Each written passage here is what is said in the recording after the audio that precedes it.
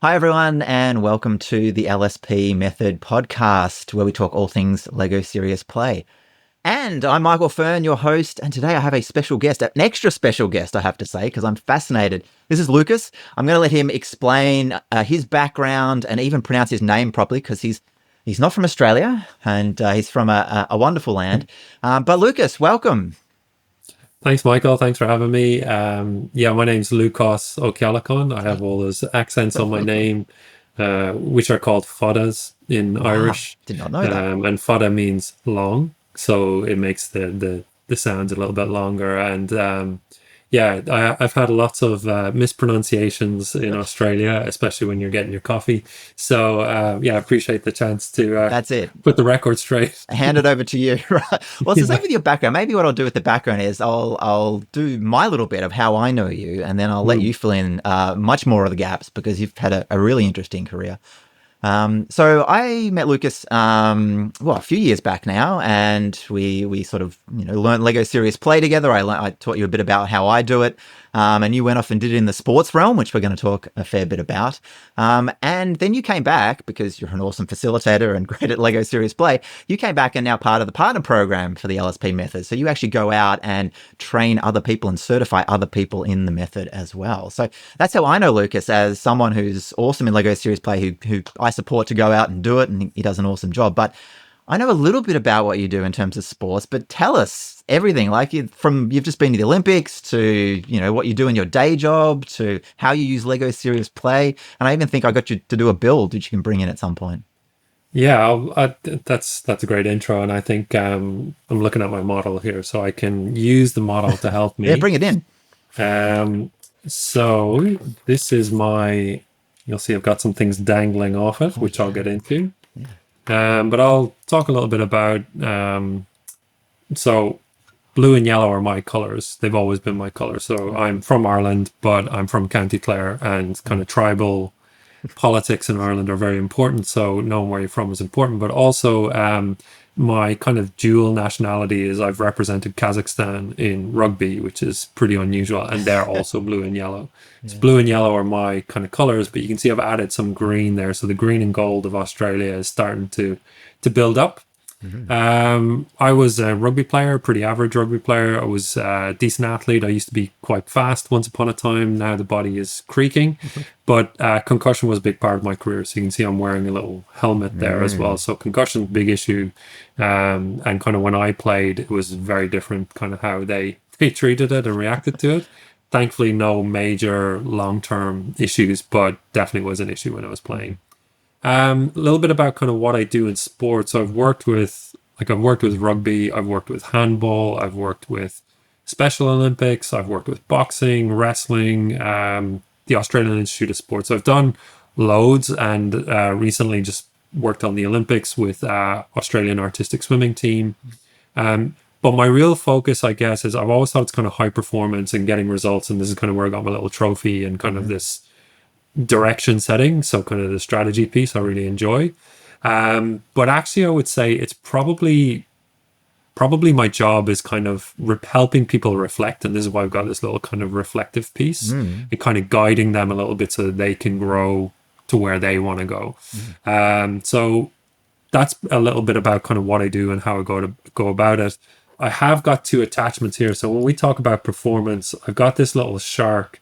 So Michael, one of the tips I got from you was I added very Gold Coast themed animals to my sets because I was doing a lot of Gold Coast based stuff. Yeah. And this is kind of the high performance shark. And when you're aiming for high performance, there's a lot of risk. People get burnt out when they're really passionate, and kind of a win at all cost mentality. So I'm kind of keeping it at a healthy distance. It's attached. It's always there. Sometimes it's chasing me to go faster, and sometimes it's in front of me and I'm kind of guiding it a bit better. On the flip side of that, I've got the playful dolphin. Oh, so nice. One of the reasons I got interested in LEGO Serious Play was one of my big values is play. And for me, play is like physical movement. It's moving, it's having fun, it's enjoying what we do. Quite often when we're going after high performance and the shark, we kind of forget this sometimes. And it's actually a performance driver. So I've got a really strong connection to this and I try and keep it. The other one I've got is this little flowers here that are getting blocked so they don't move, because sometimes you have to stop and smell the roses. Nice. So it's kind of a bit of a reminder that they're right there. You should really pay attention to that as well. Otherwise they wilt and die. So it's kind of giving that attention to it. Water is a big part of what I do. You can see the surfboards in the back. I live on the Gold Coast, and that also connects into the play piece. I'm also quite trusting, so I've got this kind of window that opens out, and I like to kind of build high trust quickly. I'm very interested in the whole thing around psych safety and building that, but I also really think that we need to have boundaries as well, so I'm able to shut that pretty quickly. Yeah. And I've been told that I have a ruthless streak as well. So, Really? yeah, so I love to win. So I'm not working in community sport and, that kind of level. I'm really at that elite end and making, when I work with clients, for example, quite often I'll say no, because either the fit isn't right or I don't think I can get them to where they want to go. Or they're simply not motivated enough and they're looking for me to motivate them. And I'm not into kind of motivating other people. I want people who are motivated to come to me and help them kind of on their journey. If you're trying to motivate people, it can be quite draining and taxing. So that's not my style of working. So that's a little bit about me. And that's my little model. But Awesome. these dangly pieces sometimes get intertwined as well. And I thoroughly believe there's no accidents in Lego serious play. So the fact that they get tangled up, that to me says a lot. Has meaning. Has meaning. Oh, I love it. Oh, wow. Yeah. So many. Thank you, Lucas. Firstly, for building and sort of sharing your background with that. So many things in there I loved. One thing you said earlier about that screen, that one of your roles, or your main role, is just reflection and guidance. And it sort of tied in a bit with what you said towards the end around you're not into sort of motivating people. It's like you bring those people that are motivated, and obviously you're helping to reflect some stuff back and bring out some stuff in them rather than the motivation side. And I loved it when you said that's sort of, the other thing's not my jam. Like I'm not into the, someone who's low motivation doing that. And it's funny. I think it's a bit of a journey that a lot of us go on to sort of find, who we like to work with. And it sounds like like it's a bit of that self-awareness, who you want to work with. And I think that came out strongly in that. And look, animals. We love the animals. I'm glad to see there were a few in there. I have not seen that dolphin before, so I was impressed with the playful dolphin. I might have to put some of those in there because, as you know, some of the standing kits in Lego Serious Play, there's skeletons, there's sharks, there's tigers, there's a lot of predatory type elements. And there is the monkey for playfulness, but I do like the dolphin. And I think it fits more with your water theme as well. Yeah. And I love the way you had the smell of roses. Like, it's interesting that people that, some people go to that next level with their builds and in Lego Serious Play and put movement in. And I love that you sort of put that in there, but you also had the blocker. So it was like it should have moved. And that was whole part of the story. You've got to stop and smell the roses. So I loved all that. And actually, I love doing these little builds because it's, as you would know, like once you start doing Lego Serious Play and once you start like training in it, you very rarely get to build. So it was lovely seeing your build with that.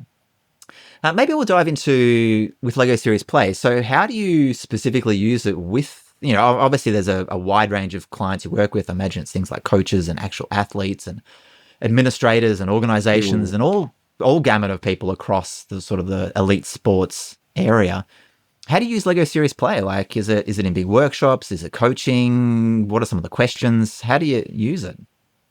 Yeah, it's funny kind of the things that drew me to it first. And I remember like picking up your book and having a read through and kind of, I'd say it was the fact that quite often as a sports person, you get pulled into workshops and you're being pulled out of like your happy space, which is like either on the field or on the pool deck or wherever it is. And you get pulled out to do this thing for a couple of days usually. And sometimes you don't get a lot out of it. And so these different workshops and things like that. And a lot of it is whiteboards and post-it notes and, a facilitator up the top of the room. And one of the comments that somebody made to me was, those types of facilitators that are great at finding all your problems, giving you no solutions, and then knocking off and taking your money with them. So I was looking for something a bit more like a different way to do something. So that was the first thing that I said, there has to be another way to kind of have better conversations, and make them valuable to the people that are engaged in the conversation, and also to give them a lot more agency in the conversation as well. So it's not me controlling it, but actually them generating, the bulk of it. So I got really fascinated by this idea of Lego Serious Play, but I was also super skeptical because I'm like, going to bring a bunch of Lego into high performance coaches. And you can imagine like some of the people I worked with, like rugby league, for example, I'm bringing into like a bunch of rugby league guys and they're going, what's this, and so I had to be sure before I took the leap, and I was still incredibly nervous the first time I ran a session with coaches, but so I'm primarily in the last kind of 3 to 4 years have worked with coaches, young coaches, and then with teams that have kind of asked me to come in and do different things with them. So the young coaches I initially did it with, I knew they'd be a bit more open-minded because they were a little bit younger. They're not going to be as set in their ways. But the power that kind of Lego Serious Play unleashed in that room was huge. Like there were tears, there was emotion, there was laughter, there was stuff that just stuck. And we just got this fantastic conversation that it set up the rest of the couple of days that we were working together. So I was like, okay, there's something here, there's something in it. And I, like, on reflection, I go back and look at that session and go, God, I didn't do a really good session. But it was good enough to kind of pull those things out. And now I feel a lot more confident that I actually could have gone even, to another level. So a lot of the time it's kind of, those future forward questions, like we're doing a strategy, we're doing team culture, we're doing team values. We want to define what success looks like for us. But actually what people are talking about is it's kind of all the same things in every high performing team I've ever worked with. The problems are all grappling with are communication, role clarity, and defining success. So what is it we're actually trying to do? And then, I could be I worked with like a Horizon, the rail freight company, like recently 150 people. It's still the same stuff. It's all human systems, it's human dynamics. So I found though that with the sports people, because they use their hands a lot, this is really powerful for them. So they start using it, and the biggest thing I noticed was people just surprising themselves. Oh, I didn't know that was in there. I didn't know I was going to say that or share that. And the other area of interest I have is psychological safety and whether that's contextually appropriate for high performance sports. So it's very buzzy at the moment. Everybody's talking about it, and it sounds like the Messiah and the Life of Brian, like that it's going to solve all your problems. And I'm kind of a bit skeptical, but I'm also trained in that area. So I'm looking at it and going, I think in some environments it can be really good, but how do you do it? How do you build it? And actually Lego Serious Play teaches you all the skills of how to do it, because there's how you frame a question, how you invite participation. All of these things are built into a Lego Serious Play session. So with the teams, they're coming to me for values, culture, strategy, planning, that kind of thing.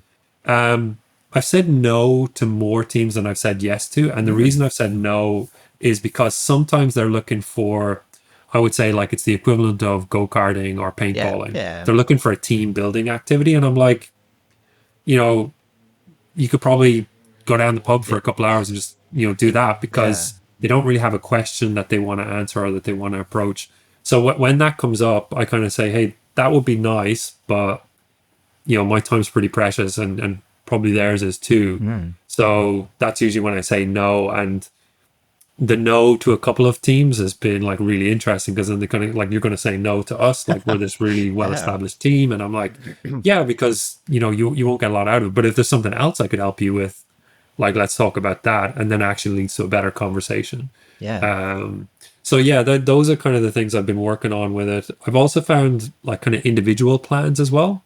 So I've gone from kind of small to medium-sized groups of like 10, 15, 30 people, 50, 150. I've gone all the way back to just a one-to-one session. And they've all been equally of value. But I think it's just getting tangible outcomes out of the session. That's what keeps me coming back to it as a method. It's not the only method I use, but it's why I keep coming back to it. Oh, I love it. And I love that you've ranged across such big and small groups. And I mean, I like that variety. Like, you know, with big groups, it's almost like event management where it's like, you just got to make sure everything's running on time and, 150 people moving about in the right way and things like that. And then, one-on-one is just like, you're that coach and you can ask those really poignant questions. And I really like the variety in that as well. So it's good to see you sort of going across that gamut. It's interesting you said about the no's that you gave. So as you were saying that, I was like, I've had those similar people in the corporate realm that, sort of come to you because it's Lego Serious Play, not because they want to achieve something. And it's funny, my approach is always trying to turn them around and say, well, is there a problem? Is there a something? Is there a topic? Is there a future thing you want to look at? And often there is, because I think they come with that. And they're sort of surprised when I say, well, we could do that and you will get some team building benefits, but you can achieve real work. And they're like, oh, okay, yeah, because we've got this problem, this problem, this problem. And so I often don't say no. I often try and turn them around. But I do like your approach as well, because there was another guy that I've trained who works at Apple, actually over in Ireland as well, which is interesting. But he does a similar thing. He actually gets people to write down, like if he senses it's just for fluff, he actually gets them to sort of almost has a form that he gets them to fill out. And it's almost like a filter. Like you push back. And you got to push them back to make them really think about what they want. And then if they genuinely want that skill or that tool or that experience, they will come back again. So I like that approach where it's a no until they get their shit together about what they actually want. A couple of things you mentioned earlier that I loved. You said about how doing the Lego Serious Play stuff set up all your other stuff. I think it was one of your first sessions. And I often think that's an underutilized way to use Lego Serious Play, is combining it with a whole bunch of other stuff and just using it like to make that other stuff better, which is exactly what it sounds like you did for that first one, which was, a little bit of Lego Serious Play, and it just sets up that rest of that conversation. And then the other thing that sort of twigged in my mind as you were talking was you mentioned at the very start about agency and giving people that agency. And I think ultimately that's what I love about it is I don't go in with all the agency. Yes, you got a few questions and yes, you sort of control the process, but to hand over that agency, I think that's a big part of why it works. It's like people feel empowered to, they have that agency to, to make the experience, to make the conversation, to make the insights and the actions their own. So yeah, I just love a lot of little things you said along there really struck a chord with me around agency and things like that. I was going to ask for your spicy take on psychological safety, but I think you sort of already went there, which was good. Yeah, it's interesting, right? Because psych safety is a team concept, right? So it's kind of like, so how you experience it and how I experience it in the same team is very different. And I always give the really simple example. Take a rugby league team. Hey, Michael, you're starting on Saturday. You're playing. Fantastic. You probably say, this is a great environment. He's the best coach ever. Yeah. And hey, Lúcás, you're dropped. You're out, and probably we're not going to renew your contract next year. Well, then all of a sudden I'm saying, well, this is a terrible environment. I feel it's not like safe at I'm all. under attack. Yeah, exactly. So it's kind of, that's where the skeptic in me kind of goes, right, well, in a sports context, I kind of look at that.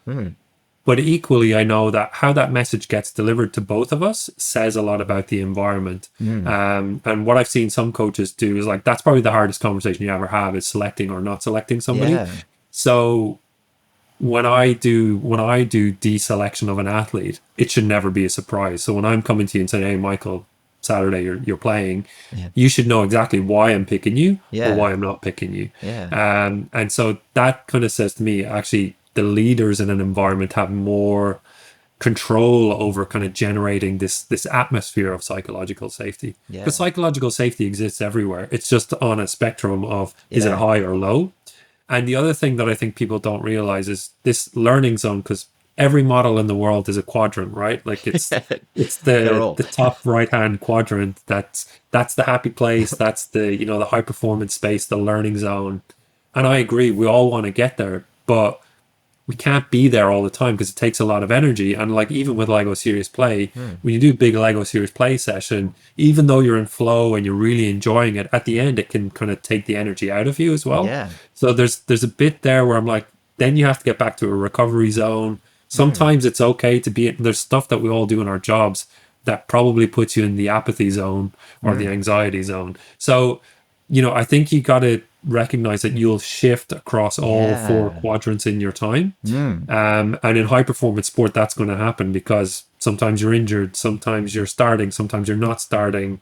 Big major events in your life like the Olympic Games put pressure on you. And I've got so many examples like firsthand of people performing when they're not in the learning zone that it makes me think, okay, that's not great that you were in an anxiety zone when you performed, but imagine what would be possible if we get you into that learning zone, that high performance space more often. So a lot of the time when we're doing Lego Serious Play, the question is, how do we get you into that learning zone more often? And that reveals itself because Michael tells me, hey, I'm a real confidence player and I need those positive words and that encouragement.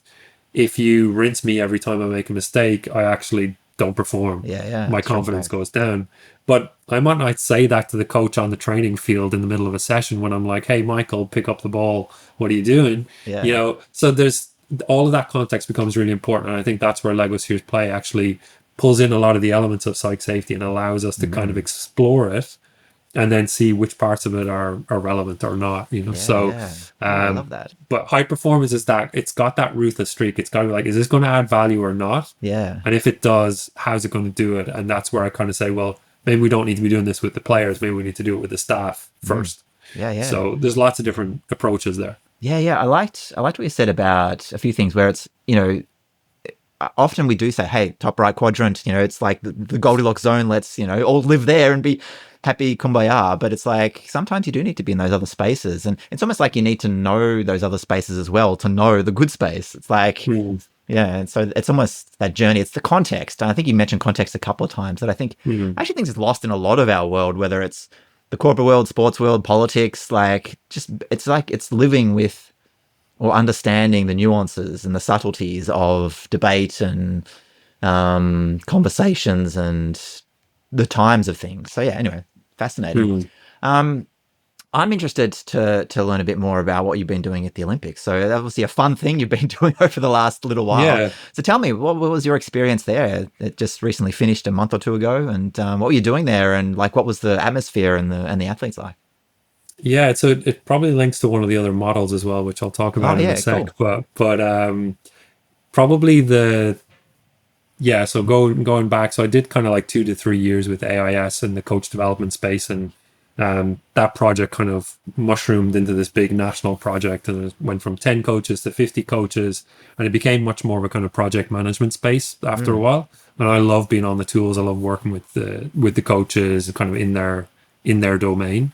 So an opportunity presented itself to go and work with artistic swimming, or synchronized swimming is what it used to be called, with Australia.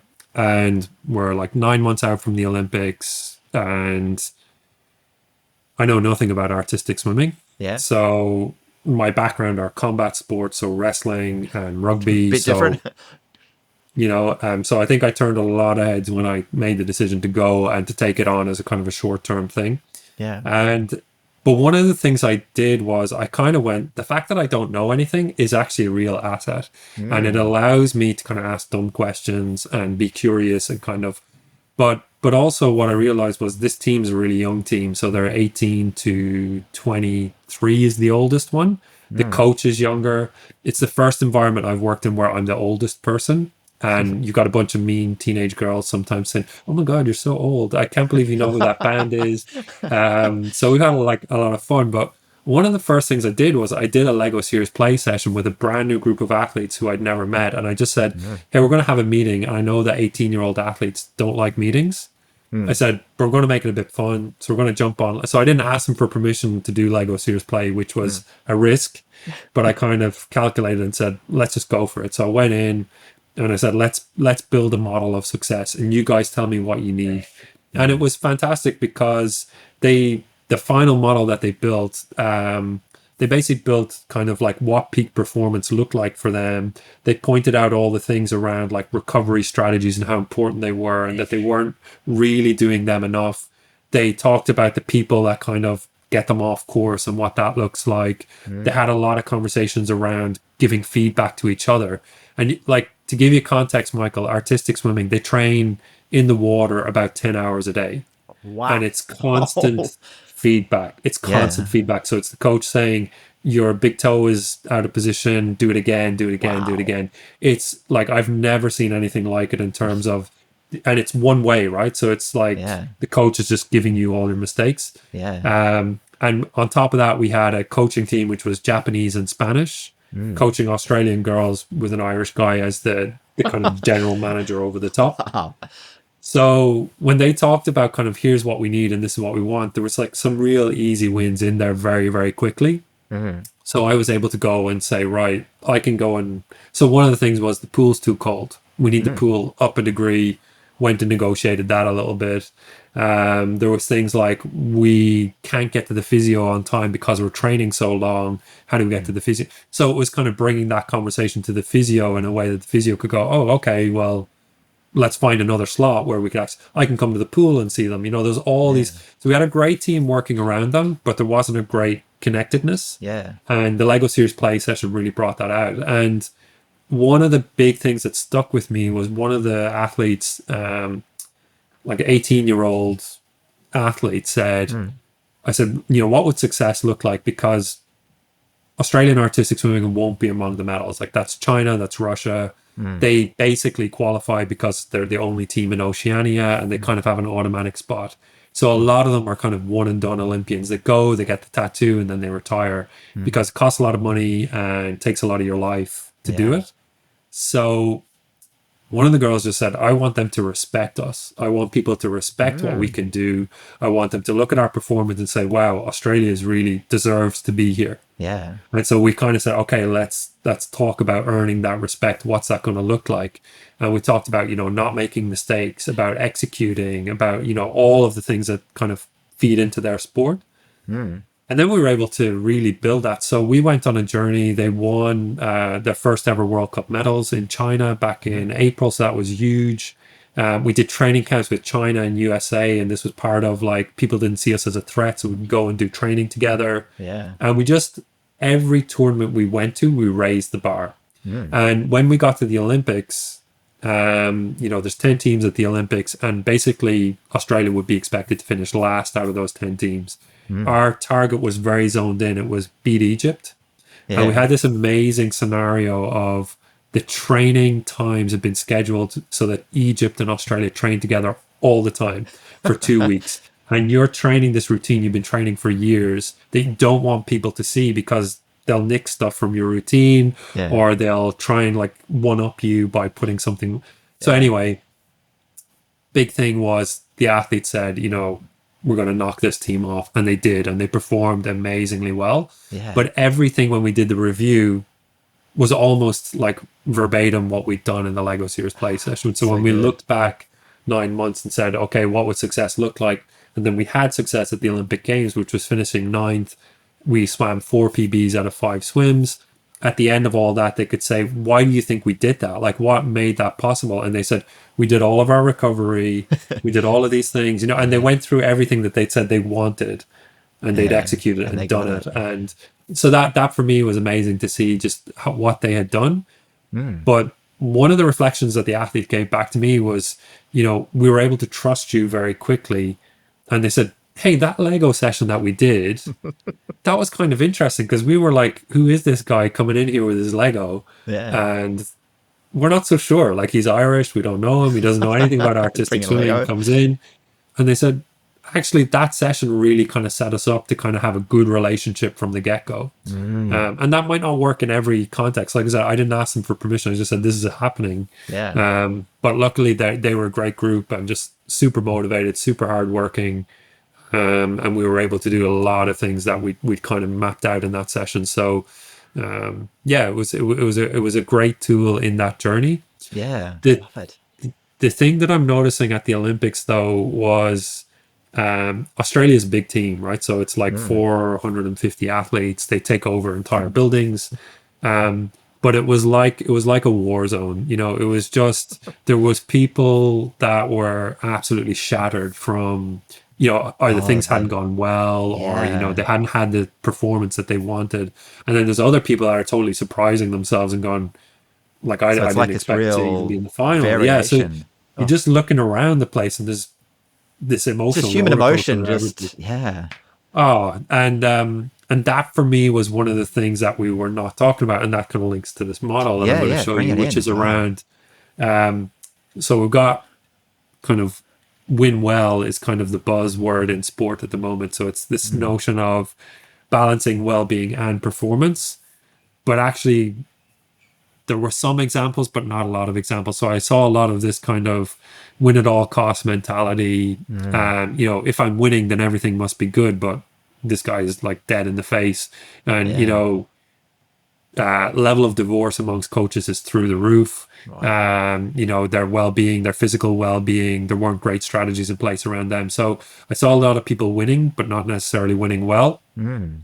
Um, and then there was this concept of winning well, of the smiling and kind of the crowning glory of it all that we want to see. There was a few examples, but not a whole lot. And part of this reason is I've got some gold bars in here. Mm. Not a lot of money in Olympic sports. So Mm. unless Yeah. like even the top coaches, they don't get a lot. And I think athletes sometimes don't know, how much the coaches struggle just to make ends meet, Mm. as much as they do as well, the athletes. So there was this kind of dichotomy of like few examples of winning well, a lot of examples of winning at all costs. But then there was this kind of, oh, there you go, win well fell off. There was this kind of observation going on as well of kind of complicitness in the whole thing. That we're Mm. we're on looking and we're watching it, and we know that this isn't great, but we love a winner. Yeah. And at the same time, the win well piece is kind of hard to do, and we haven't really figured out what it looks like yet. So Yeah. if you can imagine an Australian team where we didn't win any medals at all, Mm. and we came back and said, but God, we had the best time and everybody had an amazing experience, Yeah. how would that go down? Like how would that Yeah. be Yeah. received by the public, by the taxpayer? So there were some good examples, like some green shoots kind of popping up of some examples, but I think it's a thing that we don't talk about enough because Mm. we don't have the tools to talk about it and we don't actually know how to do it. So that for me was kind of an interesting aside at the Olympics when we were there. Was Yeah. there were some brilliant examples of it done well. Like I don't Yeah. know if you saw Arissa True, the 14-year-old skateboarder, and she didn't care about that medal one bit. She was just having the best time. Like, this is Yeah. so much fun. I met so many cool people. And seeing the Olympics through the eyes of a 14-year-old skater is like, Yeah. geez, I hope my mates make the final because I want to skate with them. Like, whereas swimmers would be like, I hope that guy doesn't make the final because he's almost as fast as me. Yeah. It's Yeah. like Competition. there was that real innocence that you could see in some of those sports. Yeah. And there were some great stories, like the women's water polo team. I thought was a great one of just like building a great culture and a great environment in a really short space of time and performing really well. So Yeah. there's green shoots, but there's a lot of work to do in that space. Yeah. Wow. Wow.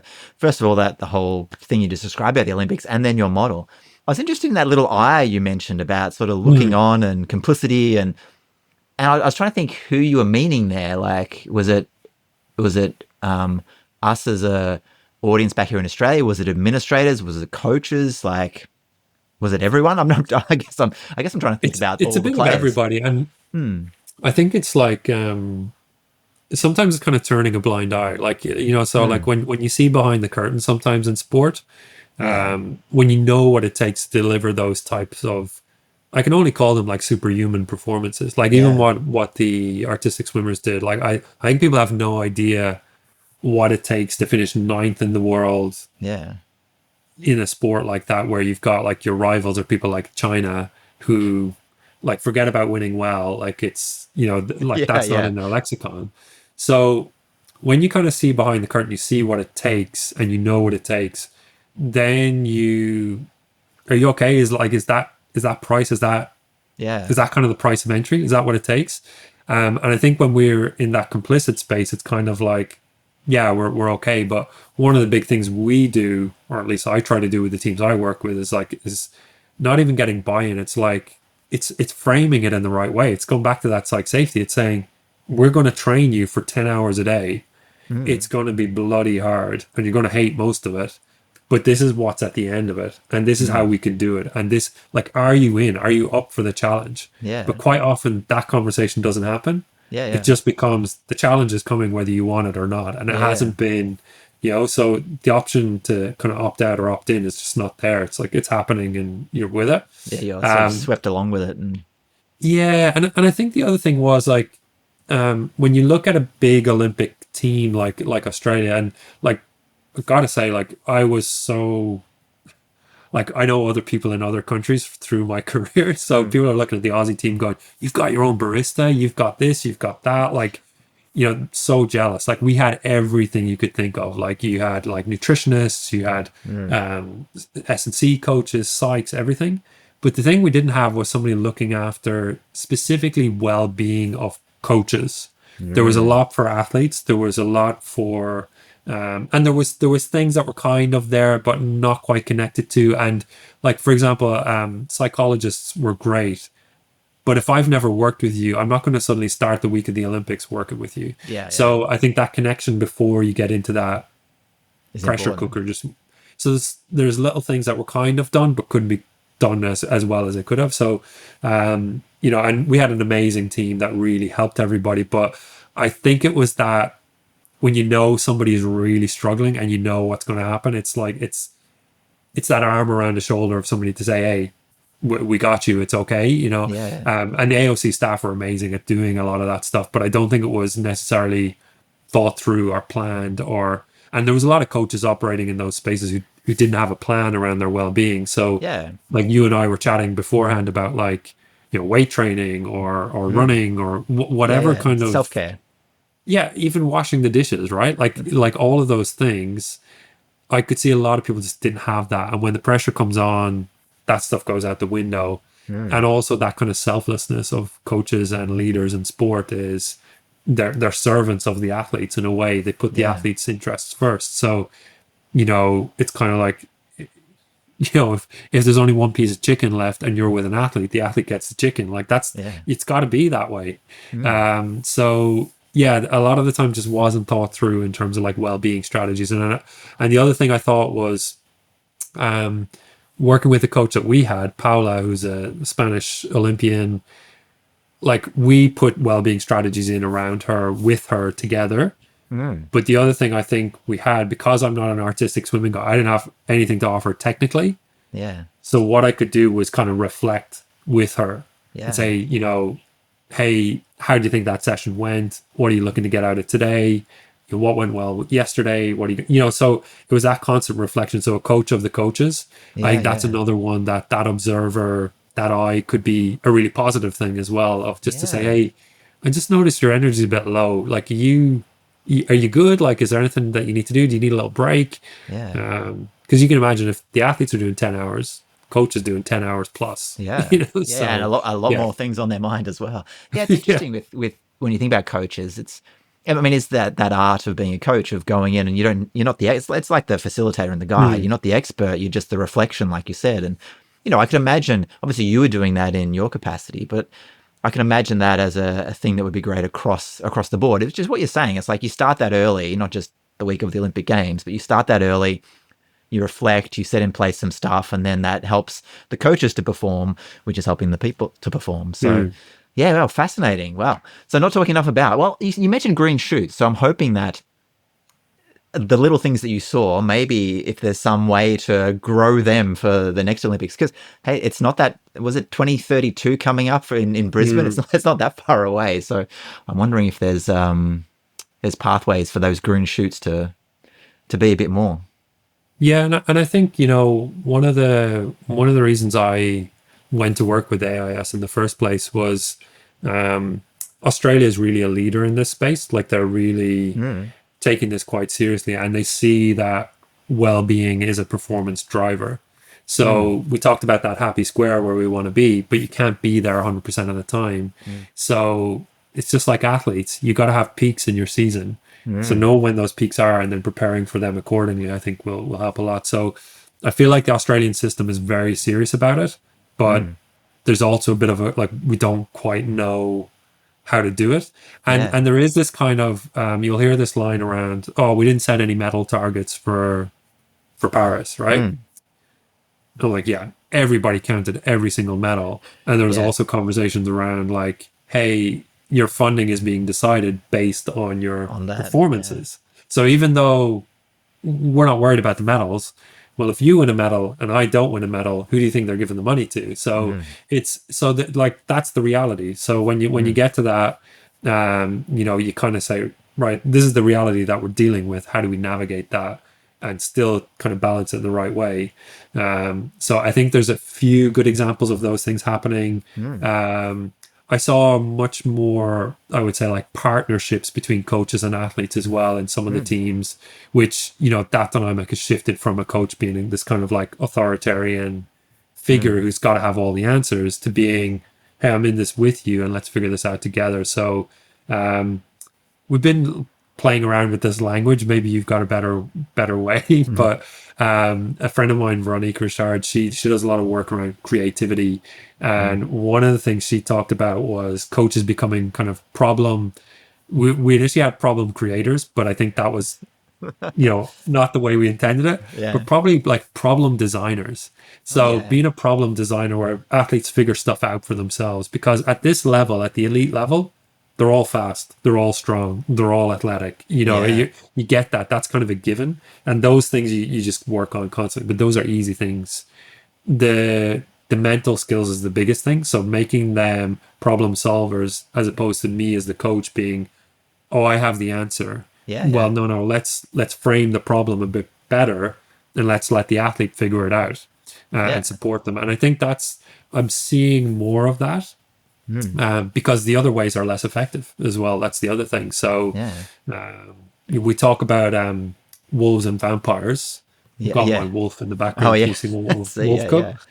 So when we worked with the young coaches, we talked about wolves and vampires. A really good academic paper on this, and it was around that kind of archetype of a high performance coach who's a vampire who sucks blood, kind of uses and abuses people, turns them over, but still really effective and successful, but it's probably not a very sustainable way to work or a sustainable system or sustainable for the coaches around them.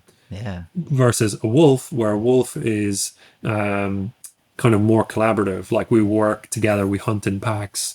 So I'm reaching out to other coaches and saying, how did you solve this? What can we do together?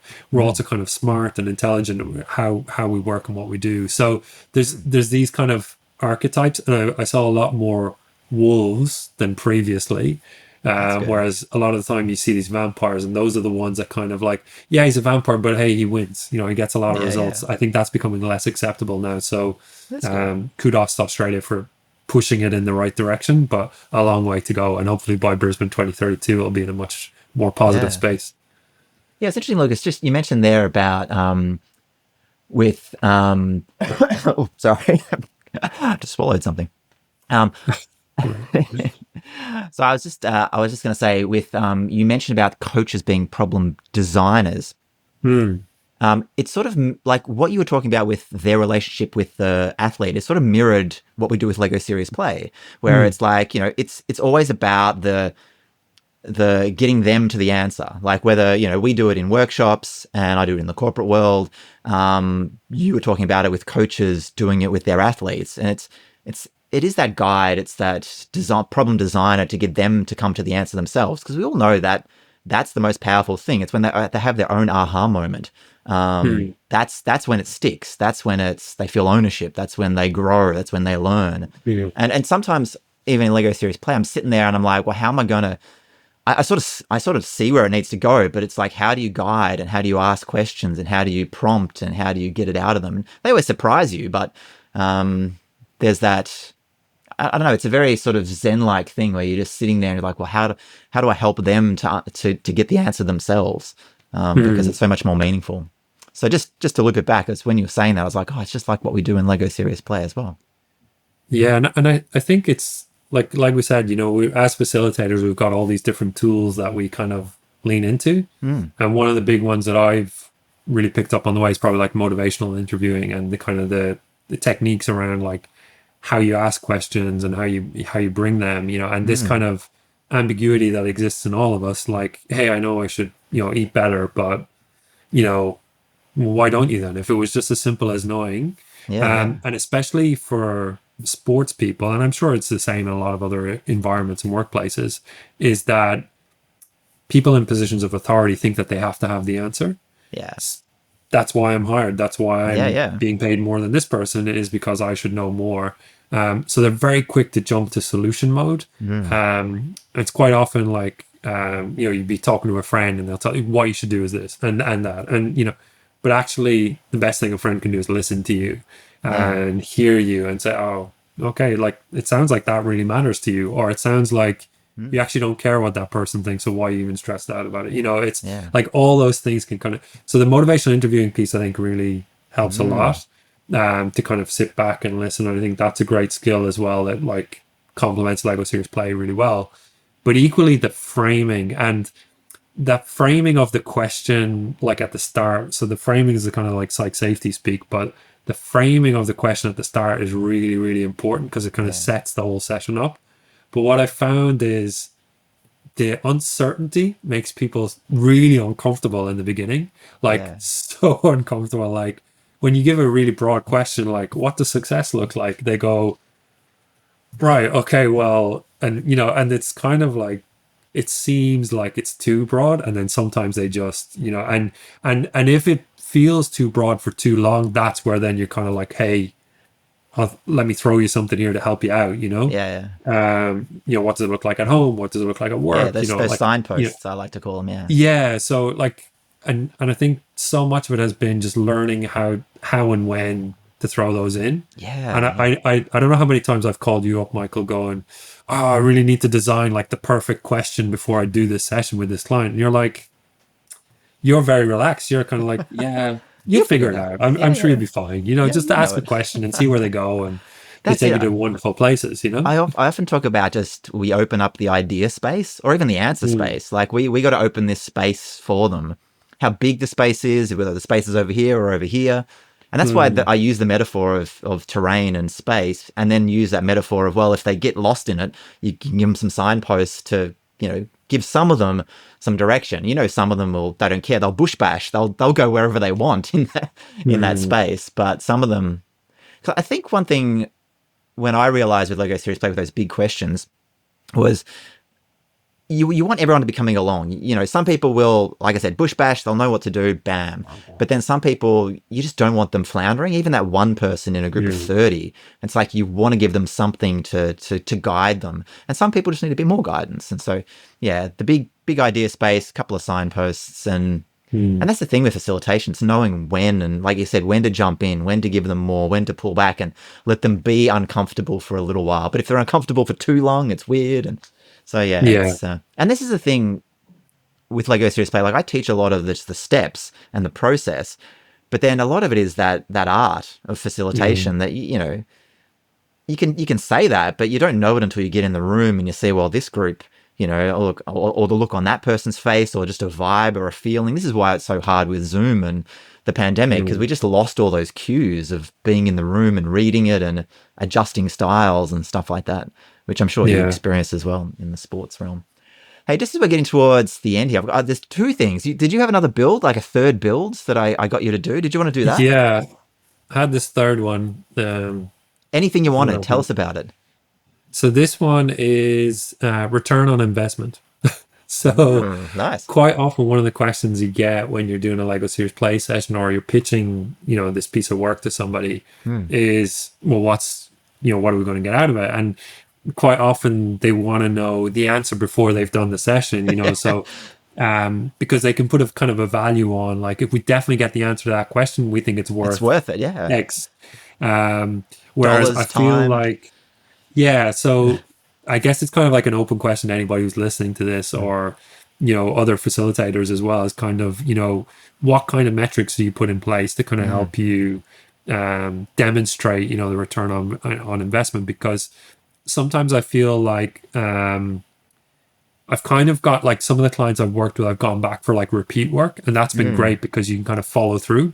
Yeah. Whereas when you're the workshop guy and you do your workshop and they never see you again, it can kind of fade after time, and they go, it's transactional. It's like how, it was like, that was a great session. We had a lot of fun. We really enjoyed it, but did we do any of the stuff, So, and I kind of feel like that's up to the client in a way to decide whether they want to do like a follow-up, but I'm trying to build that in more often now to say, but, and and people are very positive. Like you get loads of positive feedback, but what I'm trying to say is like, hey, did that really help you solve the question, or did it get you closer to it, or like so the tangible stuff that we do that we kind of do at the end of kind of like, okay, so what? So what are we going to do from here? What are the action items? And really you want to put that in the hands of them. So we go back to agency and let them do the thing. But part of me as well is like, I feel like an obligation as somebody who works in sport where there's not a lot of money is to kind of say like, I want to make sure that you're getting the value from it, but also that you're having the impact that you want to have with this session as well. So yeah, it's kind of an open question to people, to you and to others to say like, hey, anybody got something great out there that they say, hey, this improved, well-being, this improved productivity, this improved, our bottom line, I don't know. Because I think there's a lot of warm and fuzzy stuff that we get. That's great. Yeah. It's always very positive. And I always say, hey, it's always better than a meeting or workshop you were going to have anyway, but it's like how much and how long, like longevity and things like that. I did put a shovel in the hands of my minifigure to say you get out what you put in a way. Like, so if you're really invested in this, you'll get a great outcome. But if you're not, it's funny you mention that because it's something that I've mulled over for years. Doing Lego Serious Play. So I'm not a happy sheet type person. Like everyone just says all those nice things and it's like, there's no point doing happy sheets. They'll all give you smiley faces and whatnot. But I've often thought, how do you measure sort of one intervention amongst, a span of time that might have other interventions, that might have people coming in and out, different, systems, cultures.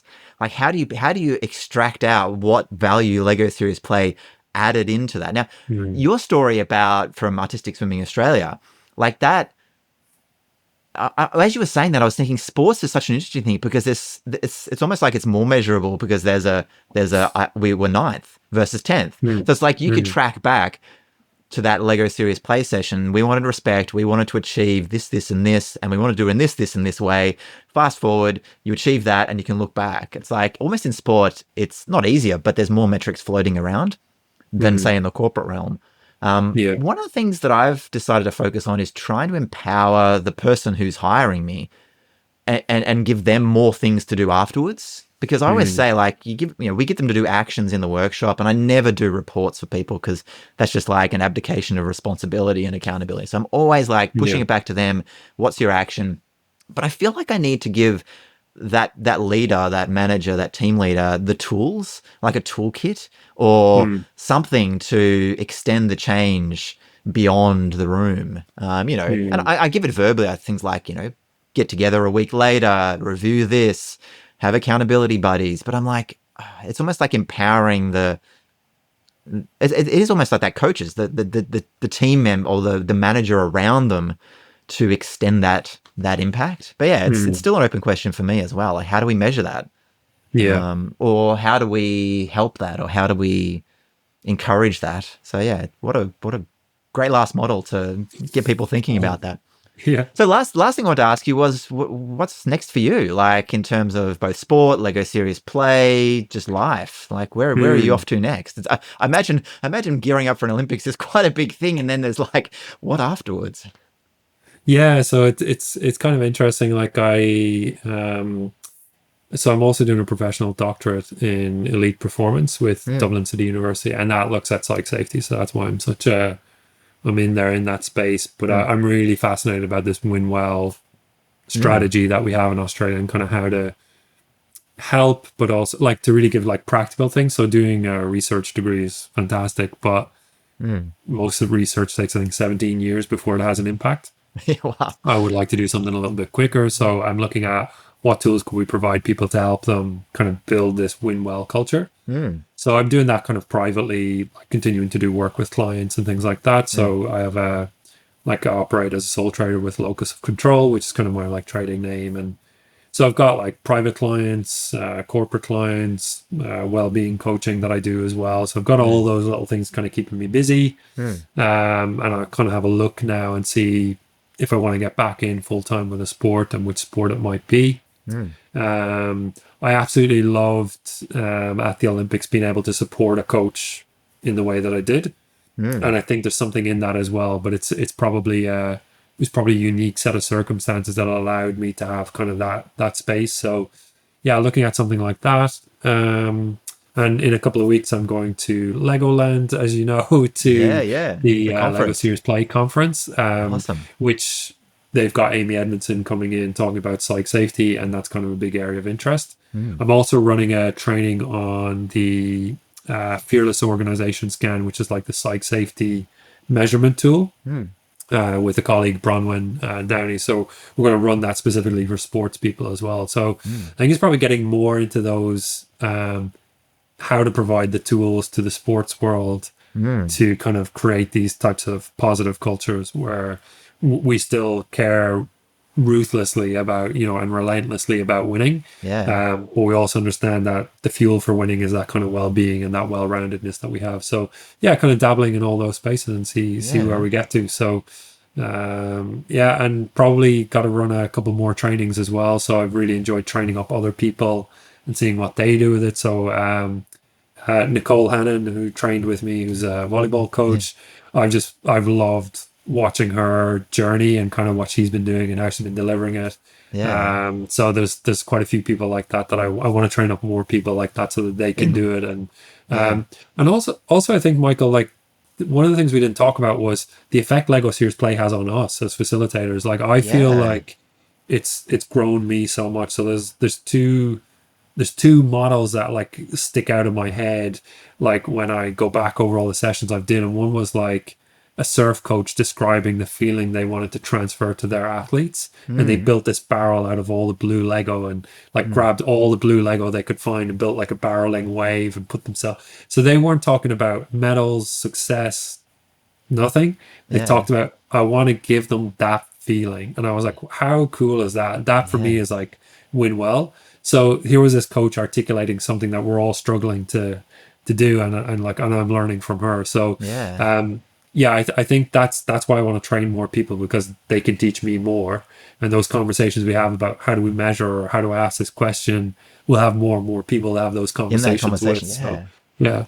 That's such a good point, Lucas, around how it changes us, how it hopefully improves us as well. And I mean, that's why I keep doing it 12 years later. It's because I just, between the client sessions, which you learn a lot from, and the stories and those insights, to training people in it, again, seeing where they go. And it's interesting you mentioned about outside of the Lego Series Play stuff, you wanting to provide some of those tools. So, I mean, what I see in a lot of stuff you're describing is how do you scale the impact that you have in the world, whether it's with Lego Series Play by certifying and training more people and supporting them and watching them go out, whether it's these other tools. It's, we can do it in those individual roles. And I think that's where we learn that craft and we sort of get that expertise in understanding. But then how do we scale that? Because otherwise we're just doing it for this little sphere. But so I see that, just reflecting back what you said, the sort of the couple of different spaces where you're scaling yourself and your impact. Yeah. But I'm going to think more about how Lego Series Play impacts me. And it's probably a good question to leave on for all the listeners, is about, well, if you are doing Lego Series Play, like how has it improved you? How has it impacted you? It's definitely been a huge positive in my life. I think it's definitely made me much better facilitator. Like I'm much more relaxed in there. I'm much more comfortable with uncertainty. I guess that comes from knowing something will pop out the end. The process is sort of enjoyably messy. But yeah, what a great question to end on. I'm going to reflect on that more. Where can people find you? You mentioned locus of control and LinkedIn and stuff like that. So where's the best place to get hold of you? Yeah, so the great thing with having such a unique Irish name is that I'm really easy to find. You just have to remember how to spell my name. Well, we'll put it in the title so people just copy and paste that into to LinkedIn and LinkedIn is probably the best, like Lúcás Ó'Ceallacháin. So you'll find me on there. And locus of control is the kind of trading name I use, and that's got a page on LinkedIn as well. So if you can't remember my name but you remember locus of control, you'll find me. And it's the same locus of control as the initials, the same as my name as well. So LOC. I didn't know that. There's a nice symmetry there. It is. And then on Instagram, if you're into fitness and training, that's kind of more what I do on my Instagram, but that's Nibua Gondua. So NIBUAGONDUA. Gandua, which means there's no victory without hardship in Irish. So that's a nice, easy, catchy one. Probably need to I change. got to get into that. I got to get into that one. That sounds great.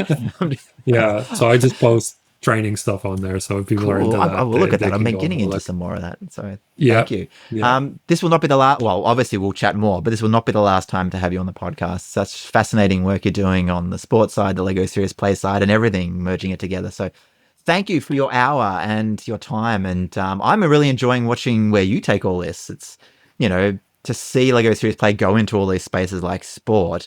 Just from me, many years ago, you reading that book and me training you, and now seeing what you're doing, I'm learning a lot from that as well. So thank you. It's I'm watching that journey and very excited about all the things you're doing.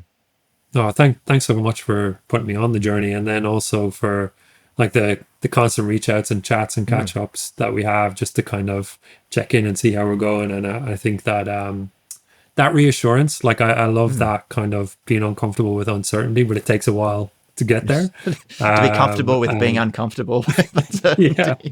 Yeah. So you really helped me with that, and I really appreciate that. And like you said, I highly recommend the training. I think it's a great thing to do for your own personal development, but also like having another skill set that you can offer out commercially as well. So a lot of good reasons to do it, and highly recommend doing it with you above all else. So and you, there's places for you to do it with Lucas as well, please.